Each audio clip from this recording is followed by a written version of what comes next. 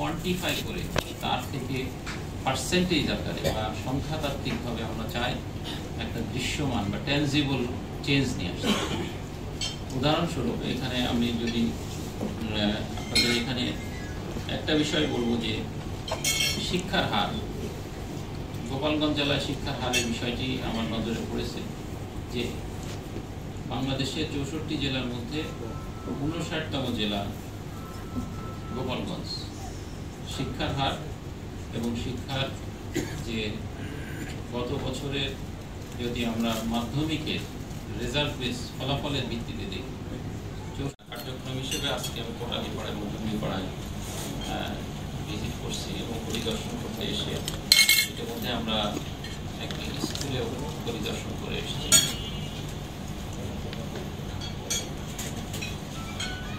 ৬০ জেলার মধ্যে এই জেলার এবং ১১ তারিখে যোগদান করার সাথে সাথে আমি যে প্ল্যান করেছি যে একটি চমৎকার প্রেজেন্টেশন দেখলাম যে এই উপজেলার বিভিন্ন উন্নয়ন কর্মকাণ্ড সহ কিছু পরিসংখ্যান এবং তথ্য এবং জেলা প্রশাসনের সার্বিক তত্ত্বাবধানে স্যার আমরা বিগত জমি হচ্ছে স্যার ১ ফসলি জমি, ১ ফসলি জমি কিভাবে ২ ফসলি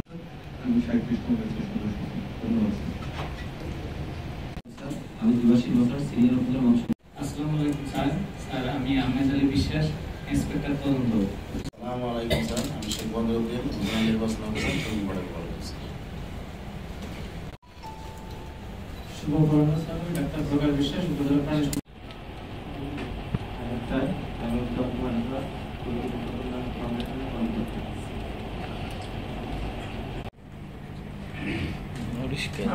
জেলা প্রশাসক স্যারের অনুমতিক্রমে এখন আমরা পরিচিতি পর্ব শুরু করছি। আমি আমার থেকে শুরু করছি। আমি মোহাম্মদ মইনুল প্রত্যাশা জানিয়ে স্যারের সংক্ষিপ্ত জীবনী সমাপ্ত প্রশ্ন করছি। সন্তানের জনক স্যারের এই কর্মময় জীবন ঢাকা বিশ্ববিদ্যালয় থেকে উন্নয়ন প্রশাসন ডেভেলপমেন্ট স্টাডিজে মাস্টার্স এবং দেশের বাইরে হচ্ছে জীবনে ঢাকা বিশ্ববিদ্যালয় থেকে কর্মজীবন শুরু হয়েছে চিটাগং কমিশনার অফিসে যোগদানের মাধ্যমে। পরবর্তীতে স্যার নোয়াখালী জেলা প্রশাসকের কার্যালয়ে কর্মরত ছিলেন। এছাড়াও জেনারেল অফ বাংলাদেশ। এছাড়াও স্যারের রয়েছে কর্মরত ছিলেন পরিচালক হিসেবে হজ অফিসে। আব্দুল জামান স্যার আমাদের মাঝে জেলা প্রশাসক হিসেবে এবং জেলা